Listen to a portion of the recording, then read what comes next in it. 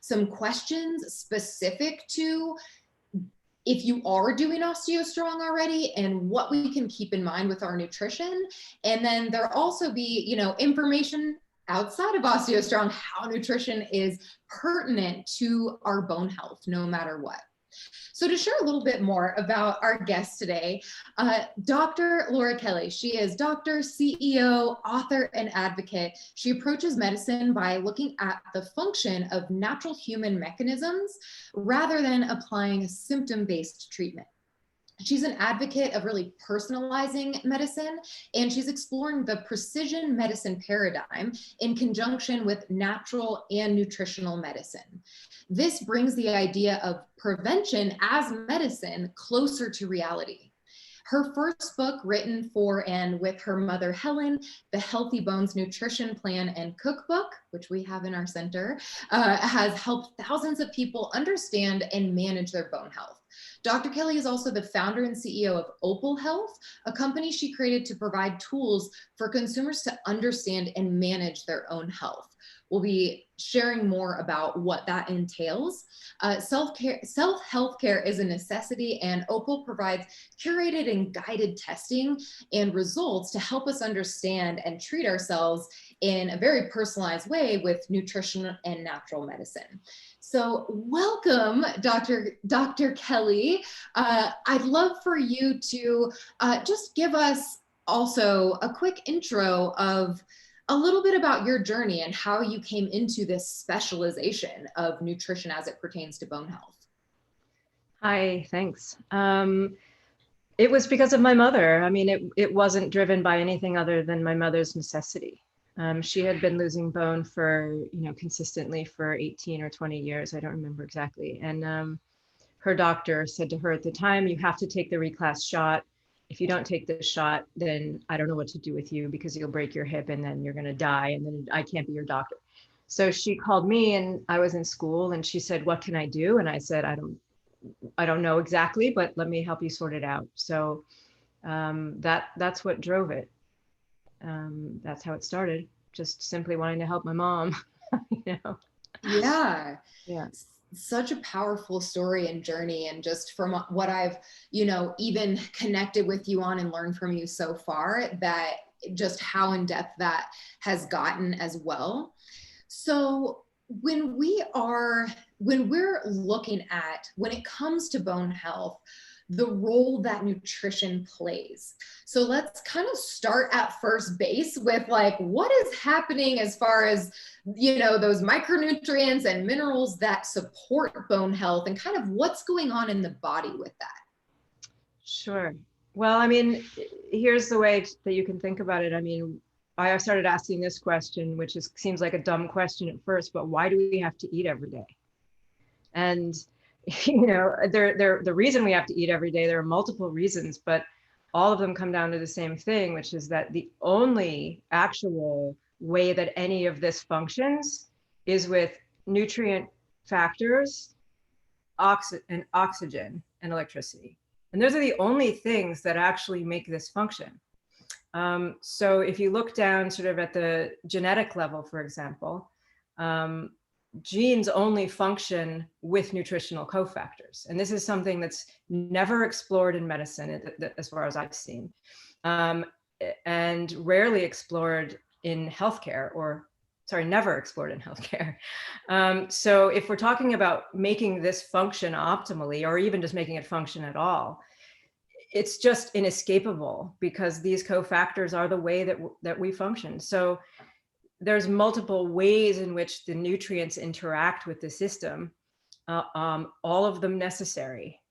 So even if you're just talking about basic overall health, you have to be talking about nutritional factors. And especially when you're talking, and that's just from a healthy standpoint, right? You need all your nutrients, even just if you're already healthy. So if you're dealing with something that's in a deficient state, which is what most chronic disease is actually just a deficient state. It's not a disease, right? It's not like you go outside and you catch it like COVID. It's a disease. It's a disease that's not a disease because it develops out of your own system. So I don't view it the same. So I view those as deficiency states. And then even more important is it to get into what are the cofactors that are needed to make the mechanisms that drive the building of bone. What are they?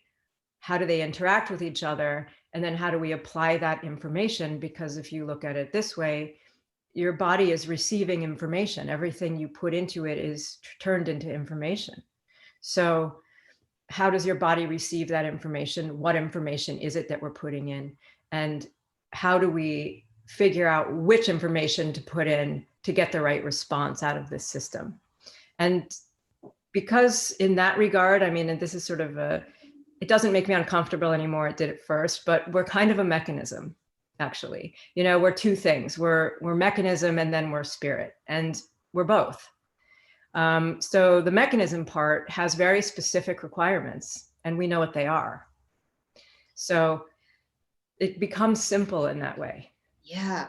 And I love that you incorporated that as well, you know, in my learning of like an eating psychology, where I started to learn that there's different parts of our stress levels or like who we are emotionally that are showing up as symptom and that sort of thing. So I just love that while there is that simplicity of like we're a mechanism and these are some of the requirements, that both things can come into play.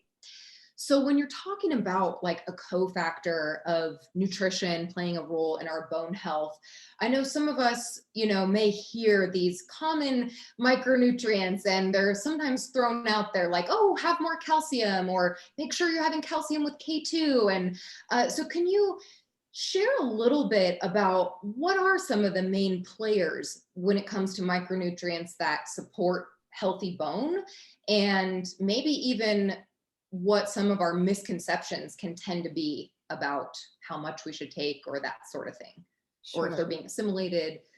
Sure. I mean, the easiest, so the difficulty around the conventional doctor's response is you should take calcium, right? And that was from 1950 into 2012 or 2015. That was the answer, just take calcium. And the reason is because that's the most most of the bone is made of calcium, and the bones function as calcium storage in our bodies. And that's important for three reasons. One of the reasons is it houses the generation of the blood cells. So it blocks them from the UV light anywhere of any UV light. They also store calcium to help us walk around, of course. But the third reason is because we have to have a calcium storage point, because it's vitally important that our body keep our blood at a certain pH. So it's a storage for the body to be able to fluctuate and respond to our pH balance so that we can live. So those are the reasons why calcium is there and so important. And that's why Western medicine sort of focused on it as a thing about the bones. And they're not wrong. But the place where they're missing the information is that the path of the calcium to the bone is complex. And you can't just put calcium into the body and expect it to go where it needs to go. So you have to track the route of the calcium into the bone and say, where are the activation points and what do we need in order to get it there? So that's number one. And so tracing that route, you can see what other nutritional pieces are needed. So if you eat your calcium, you're going to have to absorb that calcium from your intestines into your bloodstream. And you need to do that with vitamin D. So your vitamin D levels have to be high enough. Once the calcium is in your body, you have to activate something called osteocalcin, which is a protein hormone that's produced by osteoblasts. And it comes in two forms. So it gets produced, and then it either stays the way it is, in which case it goes into the circulatory system. And this is one of the things that contributes to cardiovascular problems. So you need a little bit of it in your system to be uncarboxylated and to help the cardiovascular system, but majority of it you need to be carboxylated. And this is a word you don't need to know, but it just means it changes the state of this hormone. And then it goes and stays in the bone and it helps draw the calcium and it binds with the calcium. So in order for that to happen, you have to have magnesium and you have to have vitamin K2 present. And vitamin K2 is a subtype of vitamin K, similar to vitamin K1 with different properties. So these things have to be present to activate this hormone to make sure that the calcium sticks into the bone. So that's sort of the journey of the calcium to the bone. And then within the bone itself, you have two modes of operation. And one mode of operation is, let's build the scaffold, which is collagen. And then you need to link the collagen so that it stays strong. And that requires certain trace minerals to do that. And we know what they are: boron and copper and silica. And then you have the mineral deposition that happens over the top of that. And that's mostly calcium and phosphorus, called hydroxyapatite. So we know exactly at each phase of all of these things what minerals, what nutrients you need. So it's pretty clear. And a lot of this stuff is available in the diet, and some of it isn't. And that just has to do with how diets have changed since we were first formed. Yeah.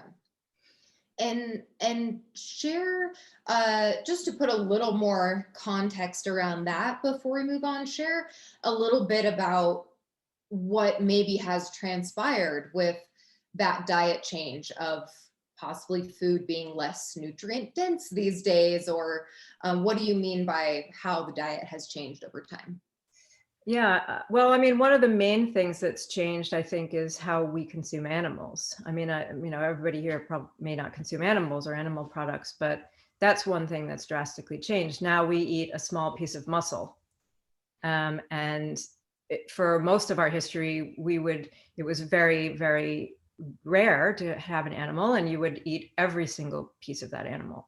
And so you would have there are different amino acids and collagen and peptides present in the muscle and in the connective tissue, for example. So we consume a lot of the amino acids that are in the muscle, and we consume almost no amino acids that are complementary and necessary in the connective tissue. So this is a really indicative of the shift over time. And so we end up being deficient in quite a lot of the connective tissue amino acids. And these are actually the ones we need the most for bone, because it's connective tissue, essentially. It's similar. So, and the connective tissue part, and connecting to the bone and keeping all of the tendons and sinews strong. So this is something that's shifted drastically. And the other thing that's shifted is food is basically chemistry, as we are. So chemistry is very sensitive. I don't know if if any of you cook, but chemistry is heat, temperature is hugely important. Hot, cold, these kinds of things. So traditionally, animals lived free, right? That's how they were born, and that's how they lived. And the chemistry of an animal that runs around and lives in the sunlight and eats dirt and gets, all kinds of microbes in its system is important to the animals to have these crazy microbes as it is for us. And as soon as we take all those chemical components away, we have basically a different type of food. So it's like there's a bit of closing down on the food supply, and that's happened in animal rearing. And then, of course, we have the soil. And I track the microbes of our guts, right, as a doctor, because it's hugely important to all health. But we're doing the same thing as a group of sort of interested scientists with the soil. And what we're seeing is exactly the same closing down that's happening in our guts is happening in the environment and in the soil, because the microbes are responsible for keeping the soil healthy and keeping it alive and full of nutrients and things like this. As the American gut is shrinking in species, so is the American soil. And so we're seeing the results of that in, impaired food nutrition. The food itself that comes out of the soil isn't as good as it used to be. It just isn't. So these are things that we have to compensate for, because our bodies haven't changed since we originated in this earth, whenever we did, in a very, very different environment with very different nutrients in our food sources. So we have to do the same that we did then, but we're under a much more challenge to do that. We have to take other additional sources than the ones we would naturally have. Yeah. Generally speaking. Yeah. So being intentional about what our diet is, and then at the same time working with the times by knowing our approach might this day and age need to look a little bit different when it comes to potential supplementation along with my diet, especially after maybe I'm aware of some deficiency.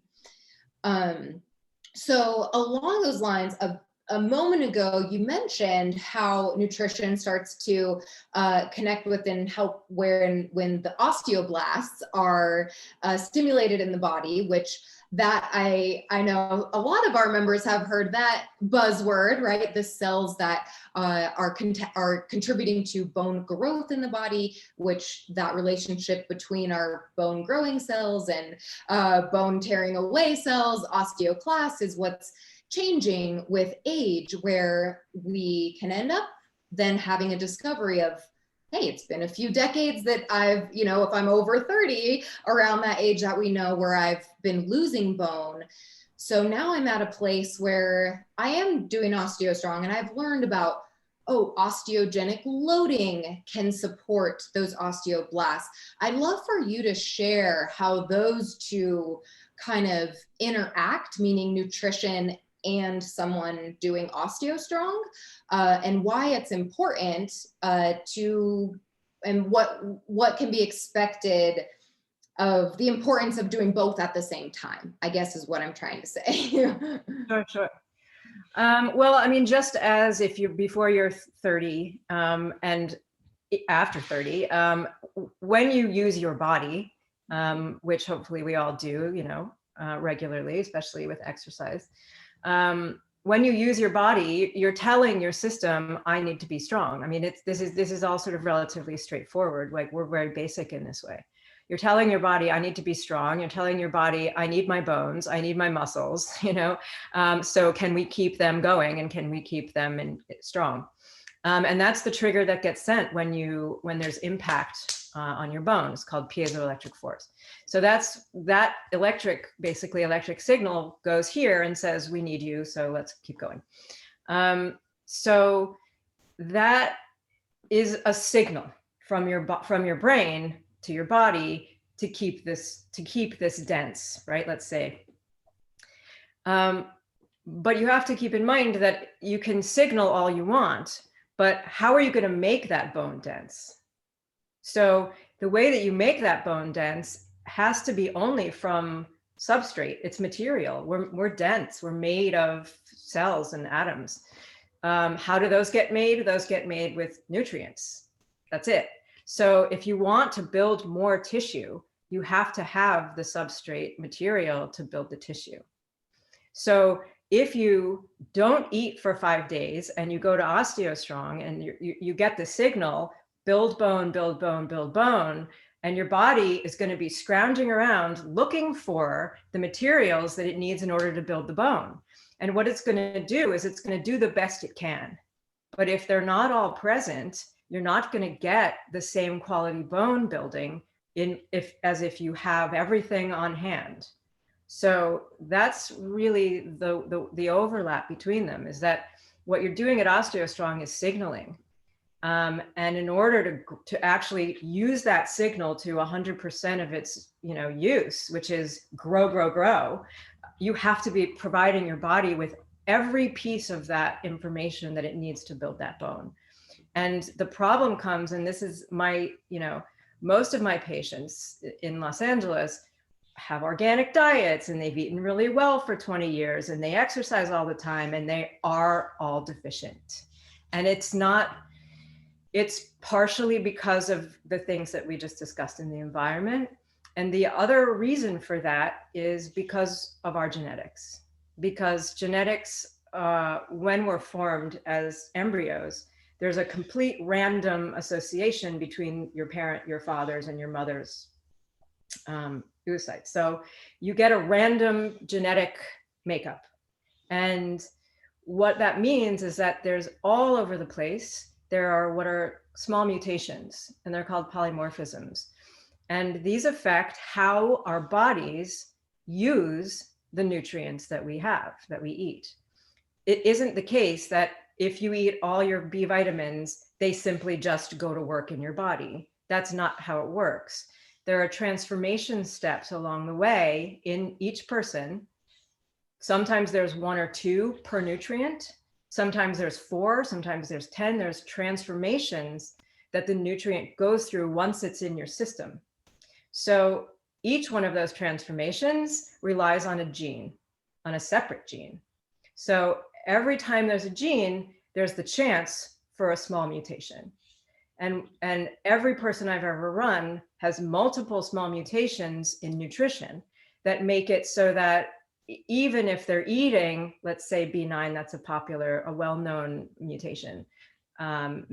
So if you eat B9 folate and you have the genetic mutations and you have all of them, you're only going to be able to use 25% of what you've just eaten.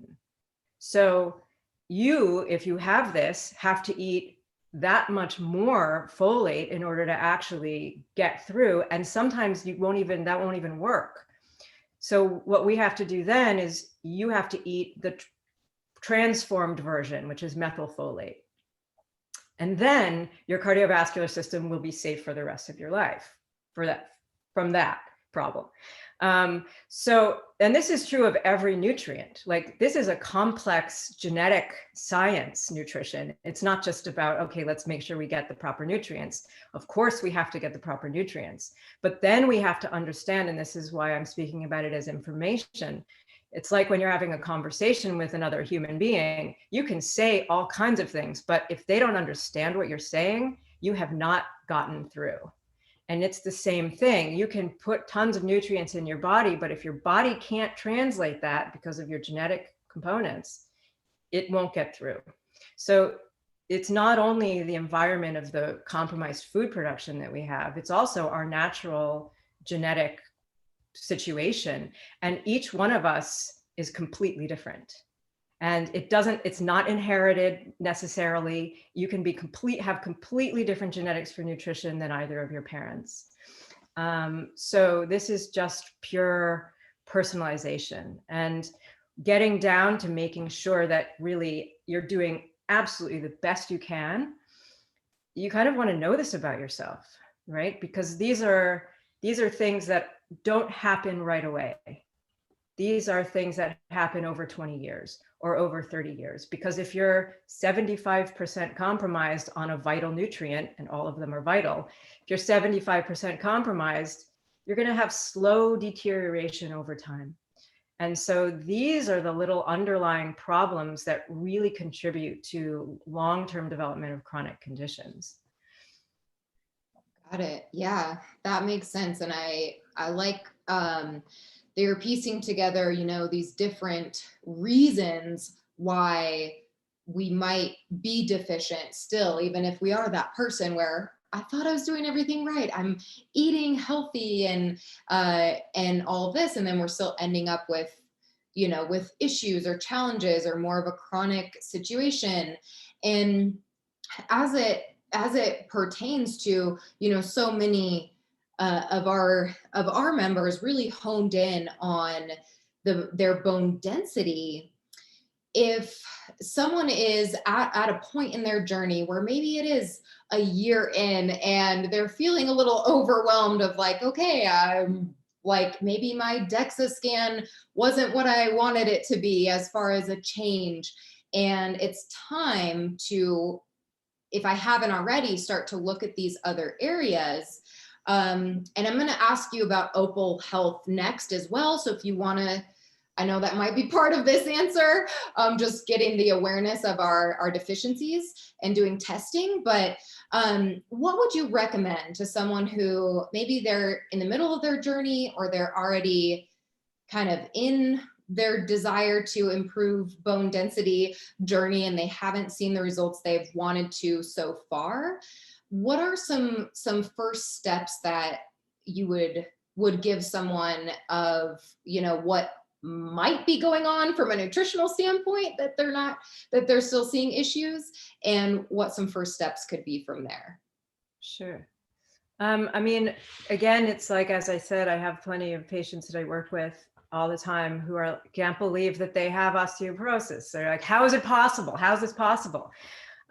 Because I do everything right. And this is really, really common. And this happens even when they've been exercising and they've taken up exercise programs and there still isn't any progress. So it really just comes down to, making sure that you have, the nutrients themselves, every amino acid, all of these things that you need in order to do the bone. It just comes down to making sure that they're present. And I mean, in a perfect world, I would never prescribe supplements to anyone, right? Because we wouldn't need them. But unfortunately, we just do because of these reasons. And also, if you're already in a deficient state, reversing the deficiency is one thing, and then building back up bone is sort of another. And I sort of break it into those two parts. And I've used this, maybe you guys heard me say this before, but it's like a rock rolling down a hill where it's gathering momentum as it's going, and it's harder and harder to stop. And it's really hard to push it back up the hill from a standing state. So you have to first think about, okay, let's just stop the momentum. And second of all, reverse it up the hill. And a lot of people that I see also, we're entering the sort of stopping the momentum state, but they're not getting the reversal yet. And that feels to them like failure. And I'm like, no, you're not understanding. Like, there's a massive slowing down of the loss. So it isn't a reversal, but this is the first step towards reversal. So breaking it down and like making it a little more clear in that regard, because reversing any problems is hard. Once you've got the reversal going, then it starts to go faster on the way back. But making sure really that the nutrients are all present has to be the number one, and on a daily basis, and at a high enough doses so that your body, again, with the information goes, okay, this is what we're doing. We are now building bone. There's no question about it. So I kind of like to think about it that way. It's just sort of like a really clear signal. And, then the second step is understanding where the impediments are, because are they genetic for you? Like, do you have a really severe genetic inability to use vitamin D, which would be me? So then you have to really know that, and the standard 2,000 or 5,000 a day just is never going to cut it for you. And you're never going to get the calcium absorption no matter what. So you have to know that. And sometimes that's what it is. Like, you just have to know that. So there's those possibilities. And then there are the additional outside possibilities, which are other things like medications that you may be taking. And there's no discussion. I've had so many cases of, oh, my doctor never told me that this medication would interfere with my bone loss, right? It's been 20 years I've been on it, So how do you have to start to become aware of those things, and say, okay, well, how do I then change the situation to now work towards bone loss? Do I change my medication? Whatever it is. So there are all these outside factors, and chronic inflammation, comorbidities, which means other chronic issues that you might have along with that can interfere. So all of these things need to be looked at in the context of maybe, affecting your success in building bone. But the starting place is absolutely, without a doubt, all of those nutrients, because without it, you won't do it. So. That's awesome. I want to chime in for a second on this conversation as well.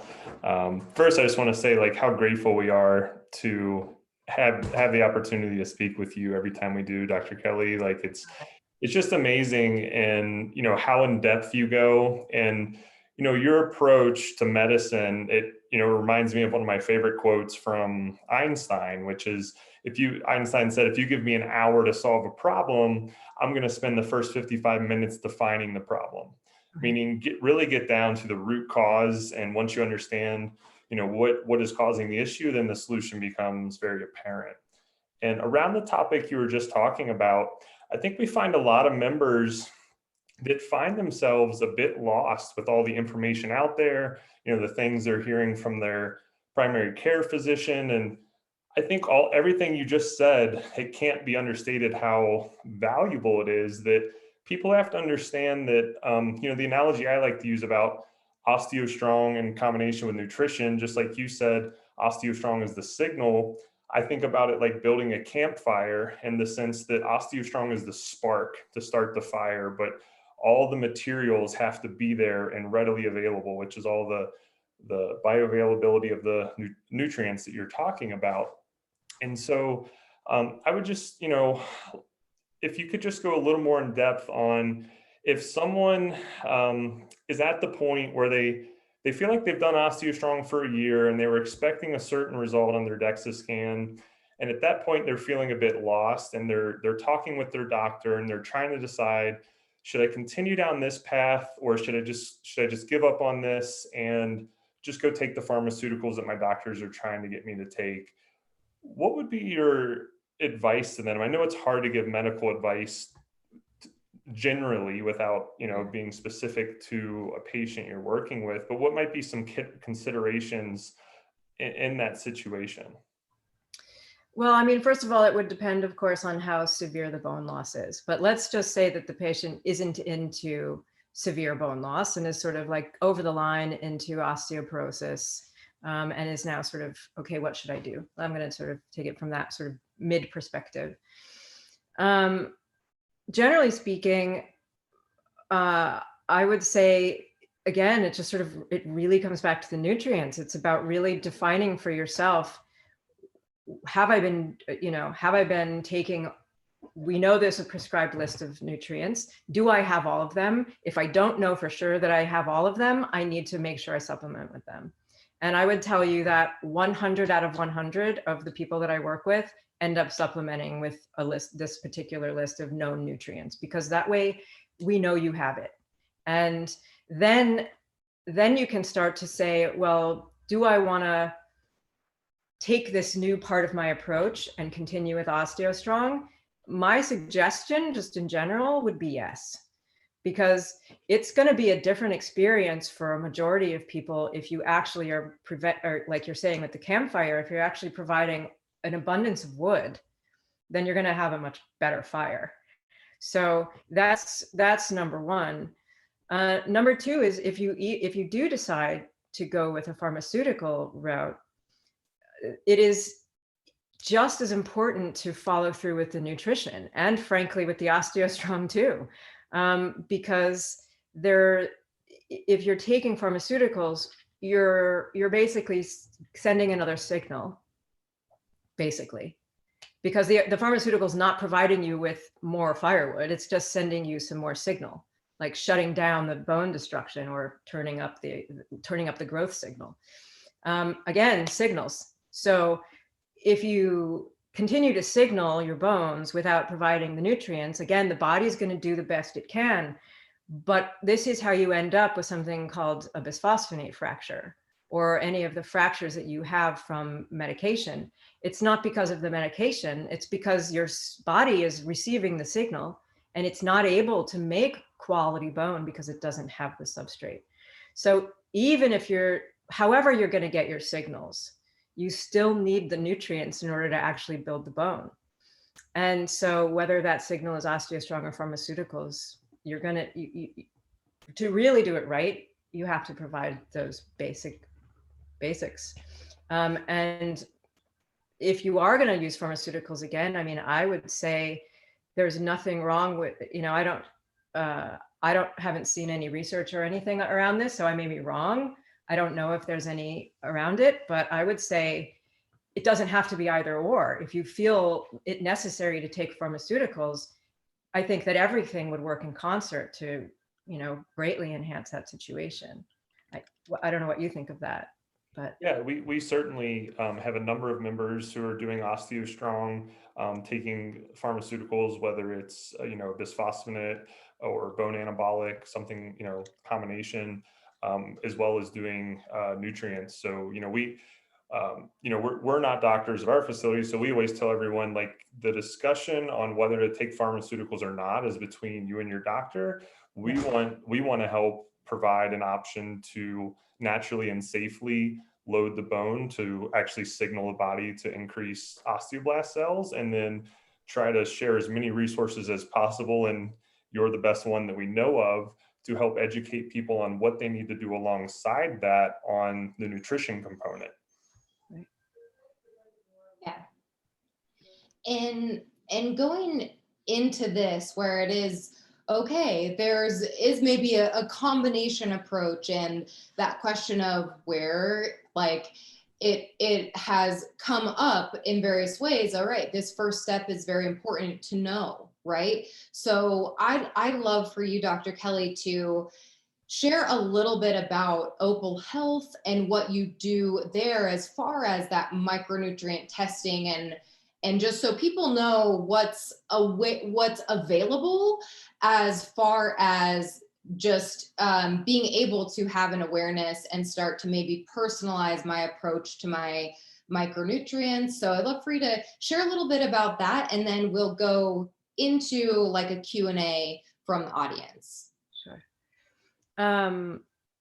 Well, I just want to back up for a second just to finish with Greg. I mean, it's very personal decision of whether you're going to use pharmaceuticals or not. And this is something that a lot of my patients wrestle with a lot. And so I have these discussions a lot. And where we usually end up is, if they're on the fence, is this place where they go to the rheumatologist and say, okay, I'm going to do it the natural way for the next 4 to 6 months. And if I don't see any change at all in 6 months, then we can reapproach the discussion about pharmaceuticals. And I find this to be really useful. And every single time their provider has said, okay, well, grudgingly, okay, well, we can do that. It's not going to work, right? Or whatever they say. Sometimes they're nice, but usually not. So we end up getting about 6 months. And what we do in that period of time is very heavily approach the nutrition, but also we use testing, which is going to look at just very simple markers to look at where you are in the bone loss or bone generation process, because the DEXA scan is too far away for us. We can't just wait 2 years because we only have 6 months. So we're going to do a couple of baseline tests, and then maybe 3 or 4 months later, we're going to check again and make sure that we're heading in a positive direction. And this is something that you can set up with with any of your providers. And it sort of bridges that gap when you don't know what to do, but you don't want to take the medication, which is how a lot of people feel. So that is the little plan that you can use if you have someone to guide you. So Opal, well, one of the things that I found in doing this work after working with my mother and then having a lot of people ask me for information and for help, and then it just sort of became a book. And so it sort of just grew. One thing that I came to understand is that a majority of Western trained physicians in conventional medicine, as we probably all know, they're not trained in nutrition. And a lot of them in the past believed that it wasn't important. And when asked to test nutrition, they would say no. And this still occurs on a daily basis in my practice. So I decided that I would create an online portal for people who couldn't get a test ordered for whatever reason, because the nutrition tests are also physician-only orders. So people who couldn't get a test from somewhere else, but this is, in my opinion, one of the most important tests that you can have, because you have to know if you have your nutrition or not. And if you don't have it, why? So I created a portal for people to be able to sign up and place an order for these tests and pay for these tests. So everybody could have access to this really super important test. And so again, with coming back to the genetic component of this, quite a lot of times, like I said, with myself and vitamin D, I spent years trying to get my vitamin D levels up and they never went up. And I finally found out that it was because of my genetics. And so then I knew what to do, 10,000 a day, and now my vitamin D is at 50. So it just was a ridiculous process. And why wouldn't I know that? And why wouldn't medicine tell me that, right? So here I'm creating this portal to provide this information for people to order the tests that they need to have sort of a foundational understanding of their health, so that when they set out to live to 100 or reverse a chronic condition, you're starting from in the positive rather than starting from in the negative where you may never make it to the positive. So that's what Opal's for. It's to provide access to testing, but also we provide results. So we'll take the information, the genetic information, and overlay it over your lab test information so that we can provide you with the most relevant result information for you, just for you, right? It's not just like, okay, everybody needs to take vitamin D. Like I said, we're going to look at your genetics and say, well, this is actually from your genetics. It's indicating you need this much. So that's what Opal is for. And we are expanding that from the foundational nutrient foundation, and also the HbA1c is in the foundation as well. And as if any of you know, that's the 3-month marker for blood sugar, just because for overall health and longevity, it's massively important to keep your blood sugar regulated, and for bone health. So that's part of the foundation as well. And then moving on to bone health, which is what we're building now, which is, like I said, there are these tests that you can take, and some of them are at home, where you can just sort of mark your progress, and you can say, okay, it's been 3 months. I did a baseline urine test, and now I can do one in 3 or 4 months, and just see how it compares and see if I'm making any progress. And this can save you from going for a year and saying, okay, or 2 sometimes with the DEXA scan. Oh my God, I've been working for 2 years and nothing's happened. Or, oh, I've been working 2 years and now I've lost bone, because this happens sometimes. So here are some markers that I'm providing in Opal that you can do at home, and you can sort of work with someone or by yourself and mark your progress. So you say, okay, I need to change my routine, or I'm doing great. I like that. I love that, the whole process, and having it be very measurable kind of all along the way, and seeing, what might need to shift now, and giving me just those indications of, especially I think the part that it is personalized when it comes to the dosage as well. And I know Greg and Tiffany went through the process and the home testing kit. So I'd love to hear, Greg, I know we have a little video of you sharing, but if you wanted to share a little bit about your experience with it too. Absolutely. I've told you before, Dr. Kelly, I'm so impressed and so supportive of what you're doing, and really think it is going to have a massive effect on people's health overall. Just to share with everyone my experience in doing this. So my wife, Tiffany, and I actually ordered the test kits from Opal Health to do the foundation package. And we didn't really know what to expect, but essentially the test kits arrived at our home. It was really easy to do. We did a saliva sample for the genetics test, and then there's a urine sample, and then a simple finger prick blood sample. And you ship all that back to the labs, and then the results are really unlike anything I've seen, because there are other companies out there, or even through your doctor, where you can get a blood test and they can tell you the results, but there's really no actionable steps to take after that. You kind of have to figure it out on your own from there. What's really unique about Opal is that not only do you see your results, but then you essentially get a prescribed list of supplements, along with dosages, brands, where you can buy them, everything in order of priority. And then you just select which ones you want to actually purchase. So in my case, I was already taking vitamin D every day, so I expected my vitamin D levels to be good. Well, it turned out that was one of the things that I was deficient in. And it was, again, because likely because of I don't remember exactly, Dr. Kelly may remember, but I think it was a genetic component. So I had to increase my dosage of vitamin D. But knowing this information about myself, I'm more motivated to take my supplements now, because I have a way of actually measuring what's going on in our body, versus normally when we're, eating healthy and taking supplements, it's still a complete guessing game, as Dr. Kelly was kind of mentioning. Like, we know what goes in, but all these transformations and everything, we don't actually know what our body gets to utilize unless we measure it. So I just think this is an amazing tool for everyone, whether you're already, have some type of chronic issue going on, or you're just trying to be preventative with your health. And, it's a way to check in on these things. So, I'm excited to do our next round of tests and see how these various metrics have improved now that we've made these adjustments. Absolutely.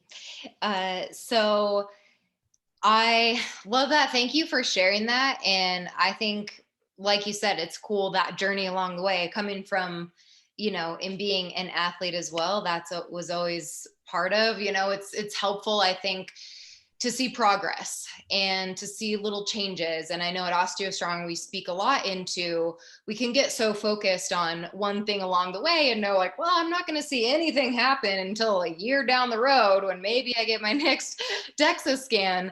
But to be aware of little things, whether it's with how our, nutrient assimilation is doing and how we're feeling with that, as well as different things we progress with and kind of measure along the way at OsteoStrong, like our balance and a posture picture. So little intricacies to keep us motivated along the way, and to remind us that we are, we're doing good, and even small changes make a big difference.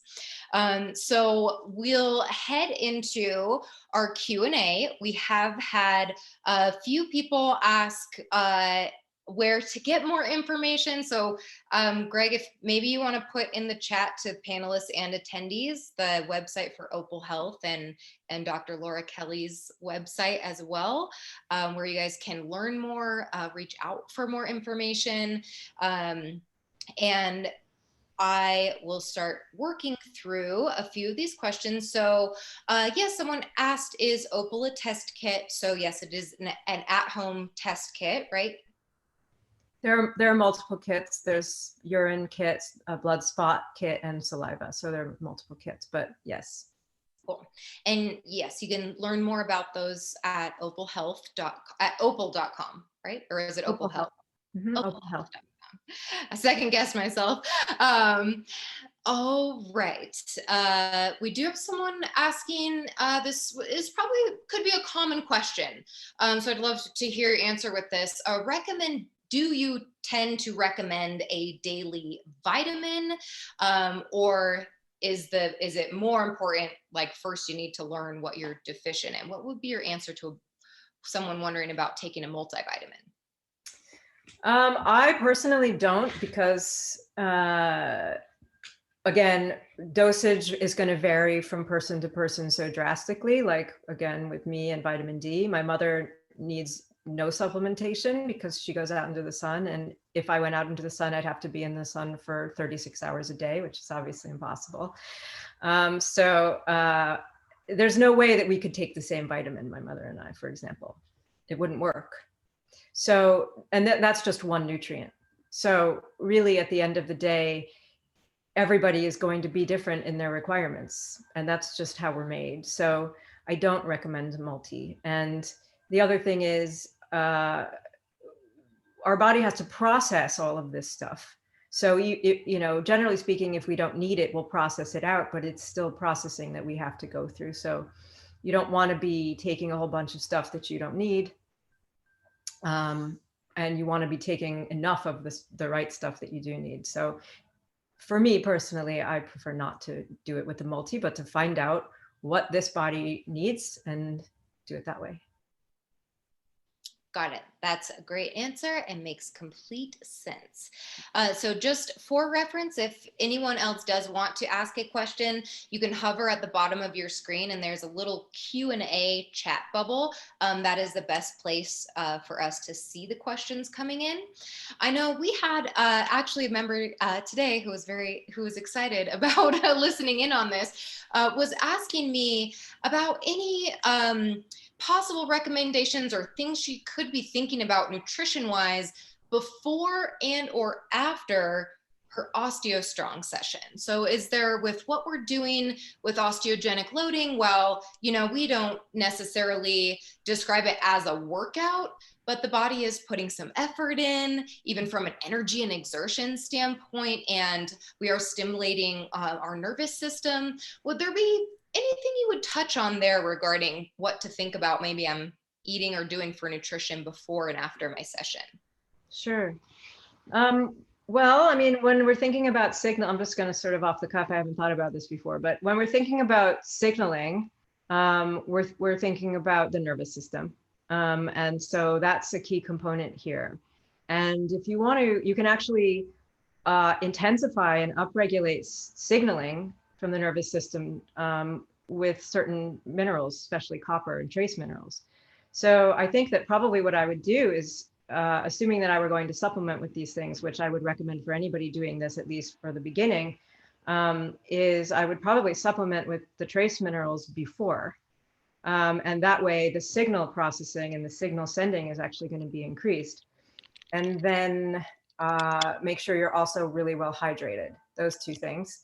And then post, I would use amino acids and proteins and things like that. And potentially carbohydrates if that's something that you do, because your body is going to be, now it's got the signal, it's going to be going like this. Can we pull in the things that we need for the muscles and bones? So that's kind of when you want that. And you want that to be within maybe, ideally kind of within 15 minutes is going to be the time from when you stop. Now your body's going to be, okay, here's the signal, like, where's the stuff? So that's probably how I would refine it. Got it.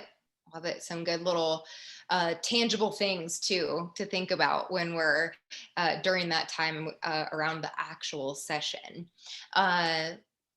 With the little clarification on the test kits, we're getting a question, urine, saliva, or blood. The question is, are all three needed, or is it that I could just choose which one would work for me? Well, the urine kit is for your nutrients and your amino acids. The blood spot kit is for your vitamin D and your omega levels, because we can't read that in the urine. And the saliva kit is for your genetics. So for example, if you've already run your genetics at 23andMe, you can upload that and we'll use it.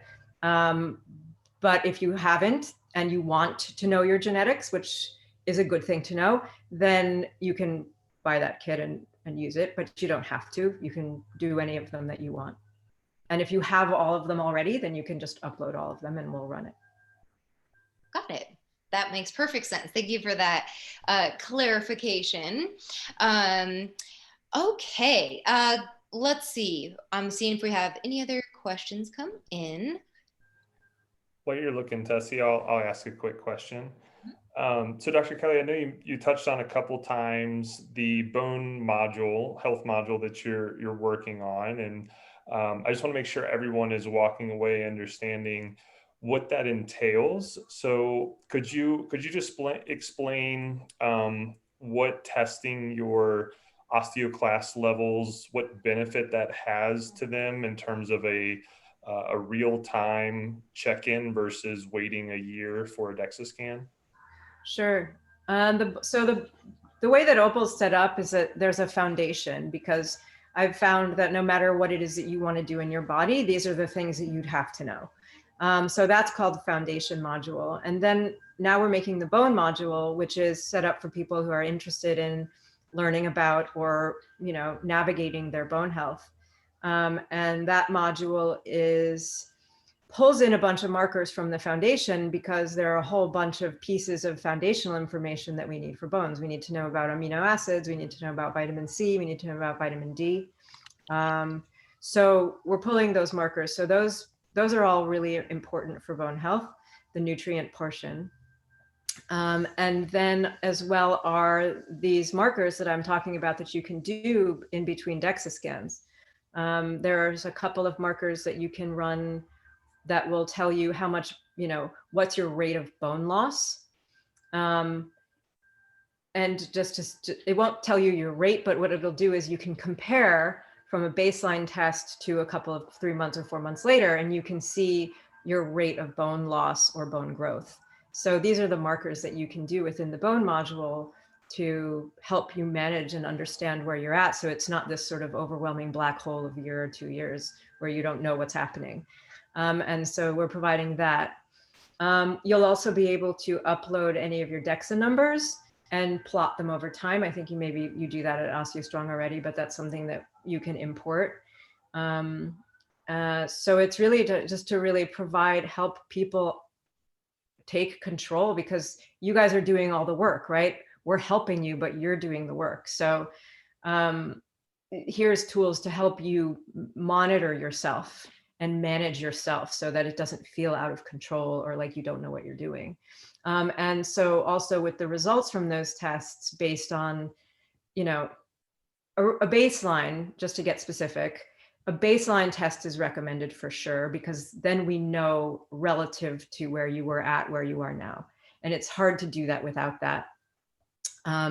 But once we see that, we can really sort of refine the recommendations for you for, okay, you know, you're because a number of the tests are about cross-links, which is collagen.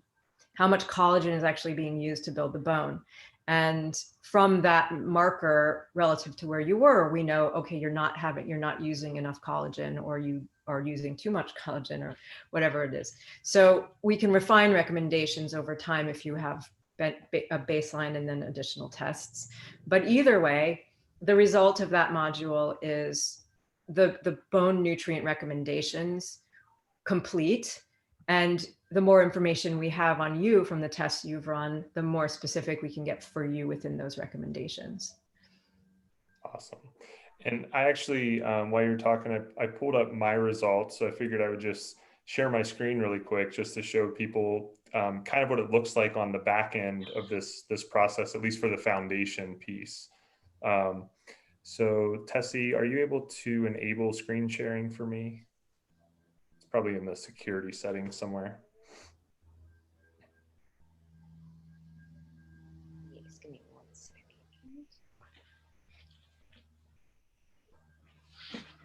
And I think just because we've had a few similar questions, just a little more clarity of the process once someone goes to opalhealth.com, a little step-by-step of like, oh, this is how you sign up as an individual.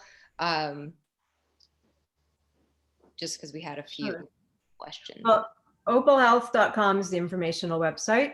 So there are a couple of call to action buttons which say get healthy or something like this. And if you click on that, you'll be taken to a screen that says create an account. And then you'll be taken to My Opal. And My Opal is the app portion of this, where you can, so once you create an account, then you can, if you look on that screen, once you've created your account, it will, at the bottom of the screen or partway down, it'll say order tests. And if you hit that button, it will take you to the test order page. And you want to start, there's a couple of options there. You want to start in the foundation area and pick the tests that you want from that foundation area. Okay, got it. Okay, can you guys see this on my screen? Yeah, cool. So this is what the results look like when you get them. So this is the foundation package, and it goes through a long list of micronutrients here and kind of rates you in them. And then you can click on any one of them, like see I'm borderline in magnesium, and it'll tell me how much I need daily, and then give me some recommendations around that. And you can do that on any of these. So vitamin D, for example, and it even tells me, 900 IU daily of vitamin D and 300 micrograms of retinol. But what's cool is, aside from just the results themselves, it then gives you a shopping list so that you can see in order of priority. You're like, my number one thing is vitamin D, and Dr. Kelly has already evaluated a lot of brands of supplements and identified the ones that they like. So you can just check the ones that you want. So say, I don't want these ones, and then you can hit shop and, add these items directly to your Amazon cart if you want, and order exactly what you want, exactly what you need, and just follow the formula given to you. So it's really straightforward, really actionable, and really easy to do. And that's what I really appreciate about this. Also, Greg, just so you guys know that you can choose when you make your account, you choose what type of person you are in terms of whether omnivore or pescatarian or vegan, just so the recommendations that we make are proper to your dietary choices, because it's important. Awesome. So one question I saw in the chat was asking about, how sensitive are the tests to what you've eaten recently, or maybe what supplements that you've eaten recently? Do you have to be cautious of not changing your diet right before you take the test, or how big of a factor is that? It's not huge, because the test, this particular test, and the reason why I chose it is because what it's testing is breakdown products or metabolites or acids that are produced from your body using the substances that you eat. So it's not saying, here's a blood test and we're going to see how much vitamin B6 you have in your bloodstream, and which would be really affected by the fact that you just took a vitamin B supplement. This is different. This is much later in the process. So if you're pounding the B vitamins, for example, and your genetics are great for it, you may skew the results a little bit. But again, this test is designed to be further down in the process, so we get more realistic information about your system rather than just the level of supplements you just took. Got it.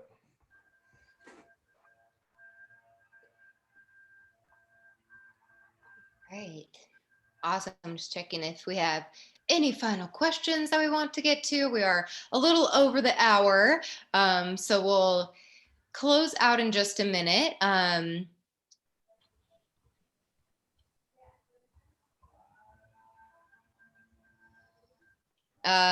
One question we have is asking about vitamin D, higher levels of vitamin D interfering with PTH levels. I don't know what PTH levels are. Parathyroid hormone? Yeah, that sounds right. Yeah. Well, so vitamin D level, the vitamin D in your system, because we all process it differently, it's not that vitamin D levels are going to interfere in something. Your vitamin D has to be within a certain range in your system. And so we can't just say, just take a bunch of vitamin D and see what happens. This is, especially with vitamin D, it's important to know your own particular levels, because you need to know how much to supplement with. So that's one thing. And you don't want to be taking 10,000 a day if your vitamin D is testing at 50. That's just not what you want to do, right? So that's kind of a way around the problem. But the other situation is that vitamin D is also, all these vitamins exist not as individual elements, because they all work together. They're all related to each other and work together. So vitamin A and vitamin D actually work in ratio to each other. So if your vitamin D is very high and your vitamin A is very low, then you run much more risk of problems than you would if your vitamin D was very high and your vitamin A was very high, because there's a ratio component to these and they balance each other out and sort of foil each other. So you can have something called vitamin D toxicity, which can involve parathyroid. That you would have to be at high vitamin D for a very long time and have no vitamin A. So the opposite is also true. You can have vitamin A toxicity if you have no vitamin D for a very long time. But those are states that we almost never hit.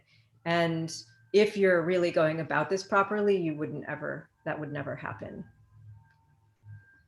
Got it. That was a very clear answer, with also that it's in relation to something else. If we're reaching a point of toxicity, or if it's, interfering, we don't, it's not a generalized, if you're having this much vitamin D, then this is happening in your body.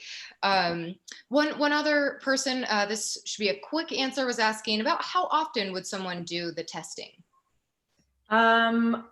Standard answer is once a year.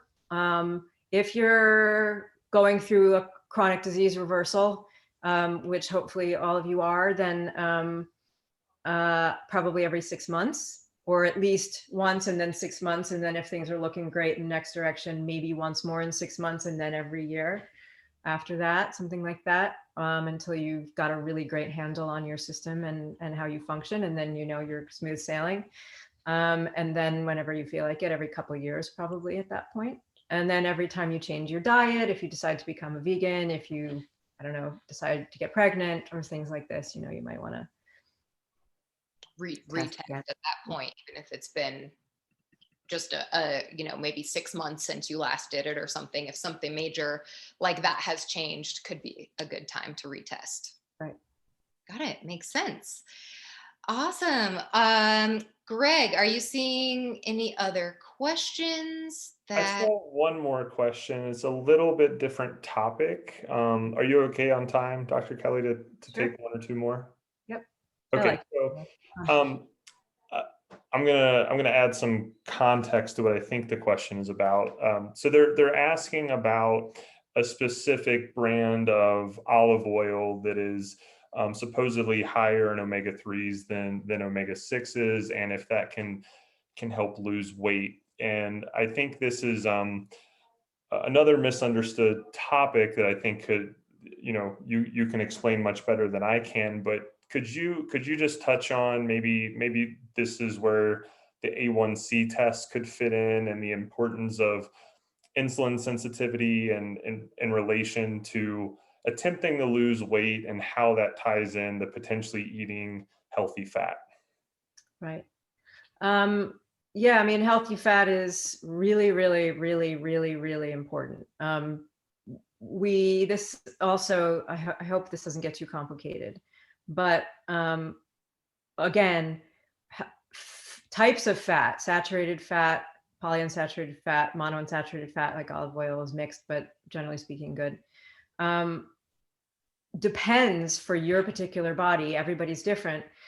It has a very strong relationship how it's going to affect your brain, and which is going to affect your feedback mechanisms that signal your body to eat, to not eat, to lose weight, to not lose weight. But also for Alzheimer's and for dementia, which is really even more important. So the types of fats that you should eat, or the amount of saturated fat that you should eat, is completely dependent on this mechanism, which is the APOE mechanism. And so this is another piece of information genetically that everybody really has to know about themselves, because this is going to determine what types of fat are best for you. For me, I have the Alzheimer's gene. I have one out of two. So saturated fat is a no-no for me. So everybody went nuts on coconut oil, and I was like, great, I'm so happy, I'm going to eat it all the time. And then I was like, wait, I can't. So this is a really important piece of information. I just want to make everybody aware of that. So the proper fats are going to balance your 3-6 levels, for example. The proper fats are going to make sure that you're not getting inflammation, because the improper fats are inflammatory. So if you have a little bit of imbalance, and you have a little bit of nutrient imbalance, which we all do, if you have a little bit of gut imbalance, which we all do at this point as Americans, and then you add in constant inflammatory factor like a vegetable oil or something with high omega-6, suddenly you have just enough little bits of problems in all of these places to start triggering maybe a deterioration process. So you want to be careful about that. That's a really important place to be careful.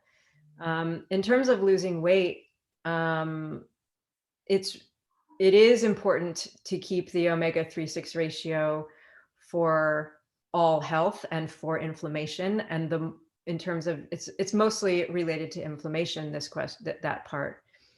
And it's going to be much harder for your system to accommodate weight loss if you're in a constant state of low level inflammation. In fact, it's almost impossible, because that feedback loop of sensitivity, of hormone sensitivity between your brain and your body, gets thrown off when there's inflammation present. So that's kind of there's a blockage that happens in that signaling. It's one of the pieces. Losing weight it requires a lot of different pieces of regulation. But eliminating inflammation can be one of the things that blocks it from happening. So that has to be eliminated. Does that answer the question? Oh, it absolutely answers it. I think my biggest takeaway in the common theme to this discussion and just working with you in general is that everyone seems to want just a generalized answer, right? Like they want to just know, like, okay, we're all human. Like, what should we all go do? And I think where you're really changing the paradigm is you're saying it's not that simple. We're all unique. And I think I've even heard you say we all have a unique instruction manual inherently built into us. We just don't know what those instructions are. And so the tool that you've built and the platform you've built is meant to bring that instruction manual to light so that people can understand the things specific to their body and then build a plan that's unique to them rather than just trying to take general health advice. Right. If the general health advice was working really well, then we wouldn't have a 60% chronic disease level in the United States. I mean, so I think we just need a little bit of a better approach, really. And that involves personalization. And, you know, a lot of people are like, oh, well, that's complicated, but okay. But because this is your body. So it becomes, instead of looking at it as something that's complicated, this is fascinating, right? This is fascinating. And the great thing is that with this kind of approach and this kind of information, you can set yourself up for a much longer, healthier life in the long run. And yeah, it takes a little bit of effort in the beginning, but what a great benefit, you know? Yeah. And I love that even, you know, tweak of perspective on something like this. And, you know, that's a phrase that I love as well, is when something can feel challenging and when we already have something maybe chronic going on in the body, to as easy it can be to start getting frustrated and feeling like maybe there's no hope or getting overwhelmed, we can start to get curious and we can, you know, start to just be involved in the experiment of it all. And that, you know, helps kind of lift the load on this journey that we're all on, and that self-discovery piece of it along the way that, you know, is what you're talking about. And Greg, what you mentioned with the personalization of it all is a helpful way to look at it. And I think it's a very encouraging way to look at it. So yeah. I want to just thank you so much for your time today. And thank all of you who jumped on and participated, and for the amazing questions and your interest. We really hope this was helpful. And of course, moving forward, if you come in for your next session and you're like, what did she say about this? You know, we'll make sure you get connected and just get all your questions answered. And you can connect with her at drlaurakelly.com and check out Opal at opalhealth.com. Any final takeaways that you want to share? I think just in the theme of what we were just talking about, I mean, what I can tell you from working with lots and lots and lots of people in all different ways is that the body wants so much to live, and it wants so much to be healthy. And it has an unending optimism that's separate from us. And I think that's a really beautiful thing. And I encourage people to share that perspective with their body when you're trying to work with yourself, instead of being frustrated or angry or thinking that you're not succeeding. Share that optimistic perspective, because even if you're not succeeding, it does want to. And you can step along with it and find the way to make that happen. And I've almost never seen something that can't be improved because of this. So it's just about finding the right way to help your body be what it wants to be, which is vibrant and healthy, and sharing the attitude with it, you know? Yeah. What a beautiful reminder and perspective. I love it. Well, we will close out here. Thank you guys all so much for joining. And we will be sharing a replay of this as well. I'll share it with you too, Dr. Kelly. So this will not be lost. It's going to be out there and very informational and educational. So thank you again for your time, and have a great rest of the evening, everyone. Bye everyone. Thanks, Dr. Kelly. Bye. See you soon.